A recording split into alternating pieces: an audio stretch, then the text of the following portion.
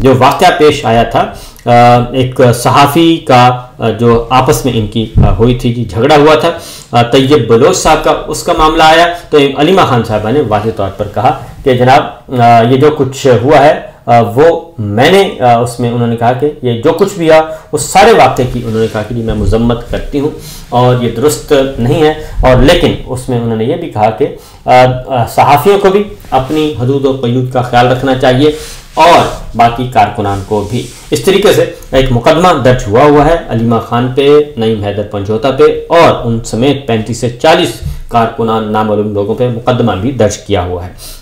दोबारा ये सिचुएशन इस वक्त चल रही है जी अडयाला जेल के बाहर, और हकीकत ये है कि ये सब कुछ अपनी जगह, ये सब मामलात अपनी जगह, लेकिन असल मसला वहीं का वहीं है और वह है इमरान खान को काबू करने की कोशिश वो नहीं हो रहे। दूसरी जानिब अलीमा खान साहबा ने आज एक और भी उन्होंने कहा कि जी ये पहले ज़्यादतियाँ करते हैं और उसके बाद फिर ये माफ़ियाँ भी मांगते हैं। इमरान खान साहब को जिन लोगों ने 9 मई को गिरफ्तार किया और जैसे ही गाड़ी में उन्होंने कहा कि बिठाया, गाड़ी में बिठाते ही उन तमाम अहलकारों ने इमरान खान साहब से उसी वक्त माफ़ी मांगी कि हम मजबूर थे और हुक्म के ग़ुलाम थे और इसलिए हम माजरत खाएँ कि हमने आपको इस तरीके से गिरफ़्तार किया। इसी तरीके से जो 5 अगस्त को जिन लोगों ने गिरफ़्तार किया वो भी माफ़ी मांग चुके हैं इमरान खान साहब से कि हम मजबूर थे।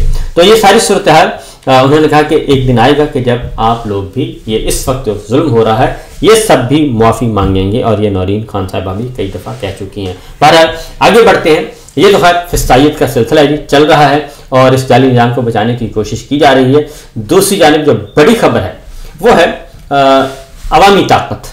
अवामी ताकत के बलबूते पर जो है जब तक अवाम आपके साथ नहीं तो अवाम नहीं है, तो इसका मतलब है आप कुछ भी नहीं है। और इस वक्त पाकिस्तान में भी चूंकि जाली निज़ाम है और अवाम की इसमें कोई मंशा शामिल नहीं है, बल्कि एक इलेक्शन चोरी, मैंडेट चोरी का निज़ाम है, ज़बरदस्ती मुसल्लत किया हुआ है और जनरल साहब खुद भी इस सारे जाली निज़ाम के रूहे रवां हैं और उसको वो लुक आफ्टर भी कर रहे हैं, उनको तहफ़्फ़ुज़ भी दे रहे हैं। लेकिन हमने देखा कि नेपाल में सिर्फ 24 घंटे के अंदर अंदर वहाँ हुकूमत का तख्ता उलट गया और वहाँ के वज़ीर आज़म को भी फरार होना पड़ा, भागना पड़ा।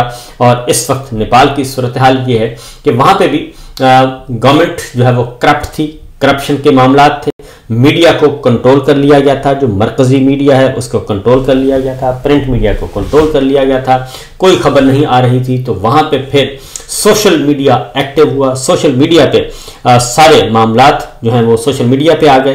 हुकूमत की करप्शन, बैड गवर्नेंस, जुल्म, फिसाइयत, सब कुछ उसका इजहार सोशल मीडिया पे होने लगा। और जब सोशल मीडिया ने पोल खोला तो उसके बाद फिर अगले मरहले में सोशल मीडिया को बैन कर दिया गया, वहाँ पे सेंसरशिप आयद कर दी गई नेपाल में। और उसके बाद फिर शुरू हुआ एहतजाज, और कल जो सबसे बड़ा एहतजाज हुआ उसमें पुलिस ने चलाई गोली, 19 हलाकतें हुई, 19 वहाँ के लोगों ने अपनी जान के नजराने पेश किए। नेपाल के शहरियों ने अपने आज़ादी के लिए और हकीकी आज़ादी के लिए और अपनी इजहार राय के लिए, उस आज़ादी के लिए, अपने हकूक़ के लिए कल आवाज़ बुलंद की। 19 जानें जो हैं वो कुर्बान हो गई अपने उस कॉज पे, जिसके बाद मामलात मज़ीद बिगड़ गए और आज फिर जो है उससे डबल ट्रिपल जो है वो एहतजाज हुआ। और फिर अवाम जो है वो वज़ीर आज़म हाउस में भी चले गए और वहाँ पे फिर दुर्गत बनाई गई, ना वज़ीर आज़म बचा, ना वज़ीर बचे, ना उनके दफ्तर बचे, ना उनके घर बचे। और वहाँ पे बाकायदा तौर पे सड़कों पे वज़ीरों की पिटाई की गई। और ये सब कुछ 24 घंटे के अंदर अंदर हुआ। और ये नेपाल से पहले ये काम श्रीलंका में भी हो चुका है, और श्रीलंका में भी वहाँ के जो शाही महल्लात थे, हुक्मरानों के महल्लात थे, उनको भी नजर आतिश किया गया था। और वहाँ पे भी श्रीलंकन अवाम जो हैं वो उन्होंने अपना हक, अपनी आज़ादियाँ छीन के ले ली थी। और फिर उसके बाद फिर बांग्लादेश में सब कुछ हुआ। बांग्लादेश में भी वहाँ पे भी बंगाली अवाम ने अपने हकूक़ के लिए निकले और 15 साल फिस्तायत का खात्मा किया। और वहाँ पे भी उन्होंने अपनी जानों के नजराने पेश किए और वहाँ की वज़ीर आज़म को भी हेलीकॉप्टर के ज़रिए फ़रार होना पड़ा और इस वक्त वो हिंदुस्तान में पनाह लिए हुए हैं।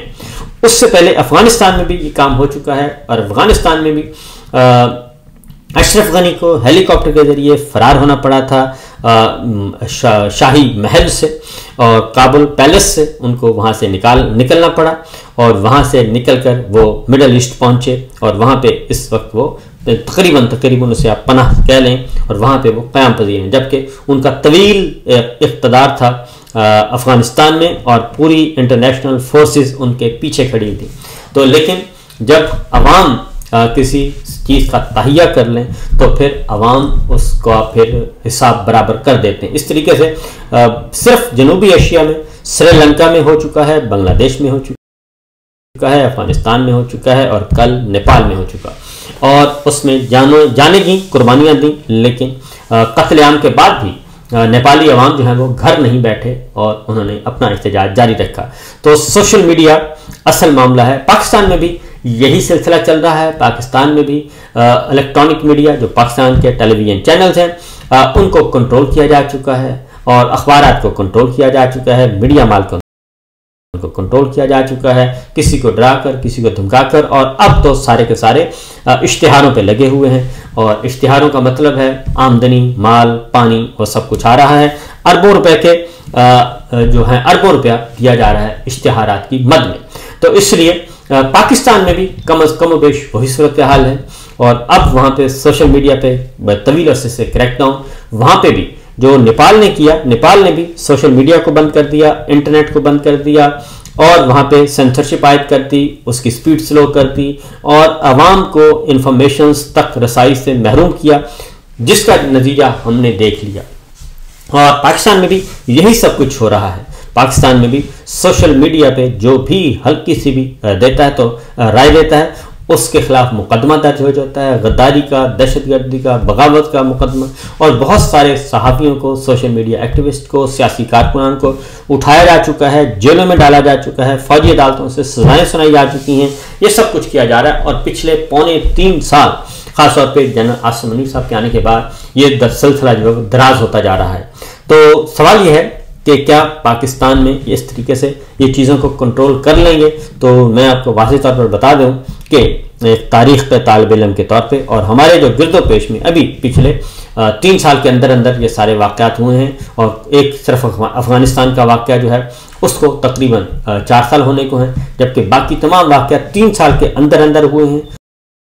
और जब से पाकिस्तान में रजीम चेंज ऑपरेशन हुआ है और 3 मुल्कों में वहाँ के अवाम ने अवाम को विक्ट्री हासिल हुई है और यही काम हमने शाम में देखा।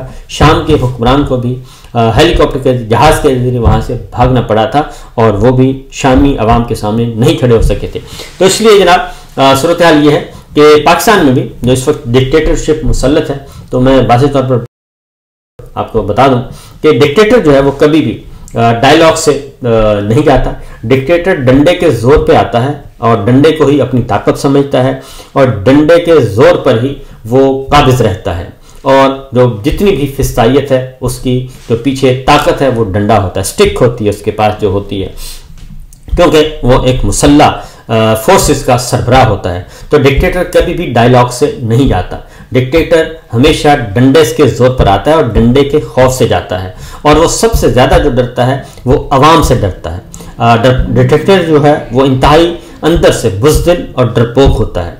वो किसी भी सूरत में वो अवामी ताकत के सामने खड़ा नहीं हो सकता, अवाम को वो फेस नहीं कर सकता। इसलिए डिक्टेटर किसी भी रूप में हो, जब भी अवाम उसके सामने आए हैं, अवाम का रद्द अमल सामने आया है, तो फिर वो भाग जाता है और सब कुछ छोड़ के भाग जाता है और 2 कपड़ों में वो भागने की अपनी जान बचाता है, इसके अलावा और कुछ नहीं।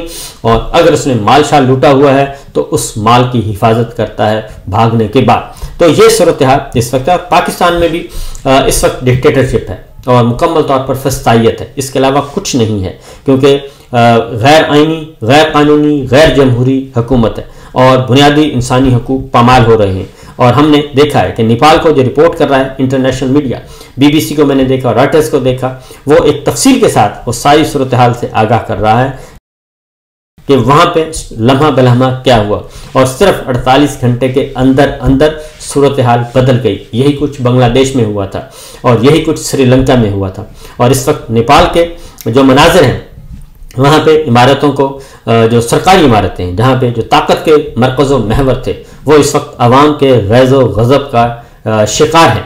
और यही कुछ बांग्लादेश में हुआ, यही कुछ श्रीलंका में हुआ, ये सब कुछ होता है। और इसलिए जो इंसानी साइकी है वो पाकिस्तान हो, चाइना हो, अमेरिका हो, रूस हो, बरतानिया हो, यूरोप हो, मिडल ईस्ट हो, इंसानी साइकी एक ही तरह की होती है। और जब उस पर जुल्म किया जाता है तो वो रिएक्ट ज़रूर करता है। जब उसको दबाया जाता है, उसका रिस्क छीना जाता है, उसकी जान माल आबरू को गैर महफूज किया जाता है, तो वो रिएक्ट ज़रूर करता है। इसलिए लावा पाकिस्तान में भी पक रहा है और उसी ज़ोर शोर से पक रहा है।